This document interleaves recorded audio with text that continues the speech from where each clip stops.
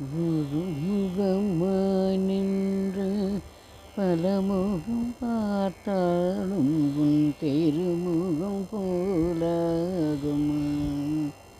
முருகா உன் அருமுகம் போலாகுமா? ஒருமுகமாய் நின்று பலமுகம் பார்த்தாலும் உன் திருமுகம் போலாகுமா? முருகா உன் அருமுகம் போலாகுமா? இனிக்கும் அதுவை வைத்த விழிகளிலே அன்பு இன்பமெல்லாம் உதிர்க்கும் கருணையிலே பனிக்கும் கதிரவன் போல் இருக்கும் கந்த